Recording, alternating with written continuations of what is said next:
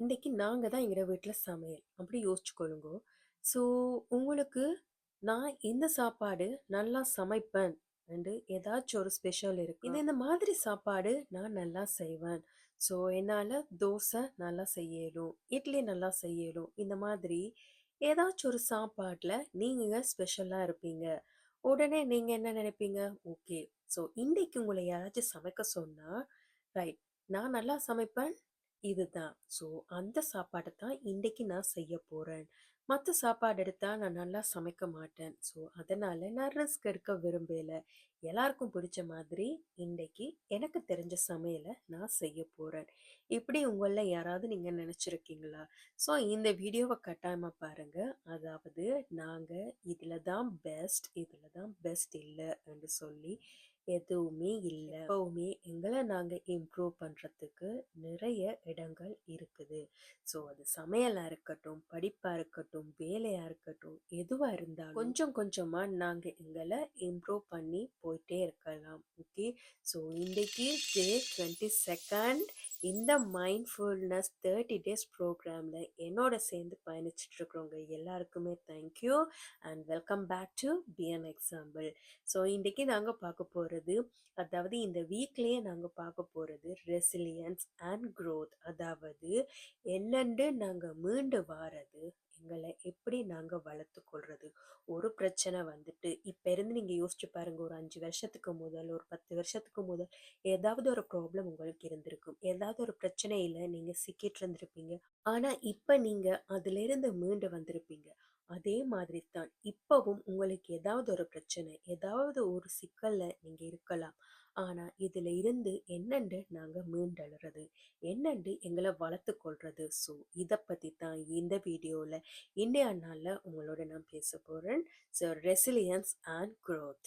Fix mind set ஒன்று இருக்குது, growth mind set ஒன்று இருக்கு. ஃபிக்ஸ் மைண்ட் செட்டுண்டா நான் ஆரம்பத்திலே சொன்ன மாதிரி தான், என்னால் நான் இதுதான் பெஸ்ட், இது இதில் நான் பெஸ்ட் இல்லை, நான் இது இதில் குட், இது இதில் எனக்கு அவ்வளவு சரியாக வராது. ஸோ இந்த மாதிரி இருக்கிறது தான் ஃபிக்ஸ்ட் மைண்ட் செட். இல்லை, ஓகே, எனக்கு இந்த விஷயம் தெரியாது, but I like to learn, எனக்கு நான் அதை லேர்ன் பண்ணுறத விரும்புகிறேன். எனக்கு இது தெரியாது, but I will give a try, நான் வந்து ஒரு சின்னதாக ஒரு ட்ரை ஒன்று கொடுத்து பார்க்குறேன். ஸோ இது வந்து growth mindset. ஓகே. ஸோ நீங்கள் எந்த மாதிரி ஒரு mindset, fix mindset பர்சனா, growth மைண்ட் செட் பர்சனா?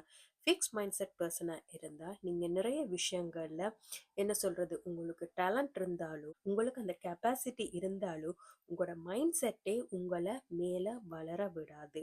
ஆனால் நீங்கள் ஒரு growth மைண்ட் செட்டாக இருக்கும் பொழுது மற்றவங்க சொல்கிற ஃபீட்பேக்கை, அதில் இருக்கிற ஃபீட்பேக்கை நல்ல விதமாக நீங்கள் எடுத்துக்கொண்டு உடைஞ்சு போகாமல் உங்களை பில்ட் பண்ணி நீங்கள் மேலும் மேலும் வளர்ந்து கொண்டு போவீங்க. ஸோ ஃபெயிலியர்ஸ் வந்து அது வந்து ஒரு பெஸ்ட்டான ஃபீட்பேக். எங்களுக்கு ஏற்பட்ட ஃபெயிலியர்ஸ் வந்து அதை போல் ஒரு நல்ல ஃபீட்பேக் எங்களுக்கு எங்கேயுமே கிடைக்காது. ஆனால் நாங்கள் நினைக்கிறது, ஃபெயில் ஆயிட்டோம்னா அதோட ஓகே எண்ட், தட் எல்லாமே முடிஞ்சு போயிட்டு என்று சொல்லி நாங்கள் மைண்டில் ஃபிக்ஸ்ட் ஆயிடுவோம். ஃபிக்ஸ் மைண்ட் செட் இல்லை, க்ரோத் மைண்ட் செட்டுக்கு வாங்க. ஓகே, ஃபெயில் ஆயிட்டோமா, ஏன் ஃபெயில் ஆனோம், அடுத்த தடவை ஃபெயில் ஆகக்கூடாது. க்ரோத் மைண்ட் செட்டில் இருக்கிறவங்க எப்போவுமே ஃபெயிலியர்ஸை என்னென்னு நினைக்க மாட்டாங்க. அதை வந்து என்ன சொல்கிறது, ஒரு best feedback. Your best teacher is your last மிஸ்டேக்னு சொல்லுவாங்க. அதே மாதிரி தான். ஸோ ஃபெயிலியர்ஸாக your best feedback. Okay. So அந்த ஃபெயிலியர்ஸ் உங்களுக்கு சொல்லித்தர பாடத்தை போல் வேறு யாரும் உங்களுக்கு சொல்லித்தர முடியாது. இப்போ வந்து ஒரு சின்னதாக ஒரு ப்ராக்டிஸ், உங்களுக்கு ஜேர்னல் இருக்குது தானே? ஸோ அந்த ஜேர்னலில் ஸோ நீங்கள் இப்போ நோட் பண்ணுங்க.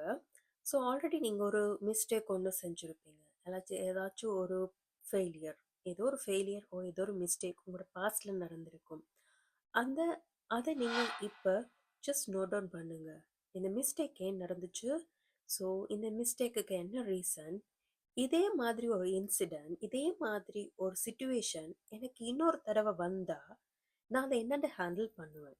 ஸோ ஆல்ரெடி நான் உடைஞ்சு போன மாதிரி திரும்பவும் உடைஞ்சு போனா, இல்லாட்டி அங்கேருந்து நான் எடுத்துக்கொண்ட ஃபீட்பேக், அங்கேருந்து நான் எடுத்துக்கொண்ட லெசனை வச்சுக்கொண்டு என்ன நான் இம்ப்ரூவ் பண்ண போகிறேன்னா, நான் growth ஆக போகிறேன்னா.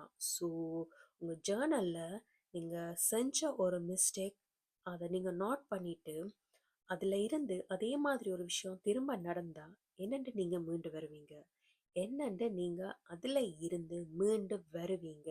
என்னண்டு அந்த பிரச்சனையில நீங்க ஆல்ரெடி உடைஞ்சு போன மாதிரி திரும்ப உடைஞ்சு போகாம ஸ்ட்ராங்கா இருப்பீங்க. ஸோ அத ஜஸ்ட் யோசிச்சு பாருங்க. இது ஹெல்ப்பா இருக்கும். இன்கேஸ் உங்களுக்கு ஃபியூச்சர்ல அதே மாதிரி ஒரு ப்ராப்ளம், அதே மாதிரி ஒரு மிஸ்டேக் நீங்க செய்ய வேண்டி வந்தாலும், உங்க பிரெயின் உங்கள தடுத்து நிறுத்தும். உங்க பிரெயின் என்ன சொல்றது, நீங்க எவ்வளவுத்துக்கு எவ்வளவு உங்களோட பிரெயினுக்கு நீங்க இன்புட்ஸ், நீங்க விஷயங்கள், இன்ஃபர்மேஷன் குடுக்குறீங்களோ, அவ்வளவுத்துக்கு அவ்வளவு பிரெயின் உங்கள கைட் பண்ணும். பிரெயின் உங்கள ஸ்ட்ராங் ஆக்கும். Your brain is like a muscle. The more you use it, the stronger it gets. இந்த ஜேர்னலிங்ல இருக்கிற ப்ளஸ்ஸே உங்க பிரெயினுக்கு நீங்க மெசேஜஸ், நீங்க இன்ஃபர்மேஷன்ஸ், ஒரு கைடன்ஸை நீங்க கொடுக்குறீங்க. ஸோ உங்க பிரெயினுக்கு நீங்க இன்ஃபர்மேஷன்ஸை கொடுத்து உங்க பிரெயினுக்கு இந்த மாதிரி என்ன ப்ரொடெக்ட் பண்ணுன்னு சொல்லி நீங்க நிறைய விஷயங்களை கொடுக்குறீங்க. ஸோ அந்த பிரெயின் உங்களை ப்ரொடெக்ட் பண்ணும், உங்களை சரியா வழி நடத்தி செல்லும். So thanks for today. இந்த வீடியோ உங்களுக்கு பிடிச்சிருக்கும்னு நினைக்கிறேன். ஸோ பிடிச்சிருந்தா லைக் பண்ணுங்க. யார் யாருக்கும் யூஸ்ஃபுல்லாக இருக்குமோ அவங்களுக்கும் ஷேர் பண்ணுங்க. And நாளைக்கு ஃபெயிலியர்ஸை என்னென்று ஓவர் கம் பண்ணுறது, அதாவது மைண்ட்ஃபுல்லாக ஃபெயிலியர்ஸை எப்படி ஓவர் கம் பண்ணுறதுன்ற பற்றி நாளைய வீடியோவில் பார்ப்போம். ஸோ இந்த நாள் நீங்கள் கம்ப்ளீட் பண்ணியிருந்தீங்களா இருந்தால் டேட் 22 கம்ப்ளீட்டட்னு சொல்லி கமெண்ட்டில் மென்ஷன் பண்ணுங்கள். தேங்க்ஸ் ஃபார் வாட்சிங். பியா எக்ஸாம்பிள்.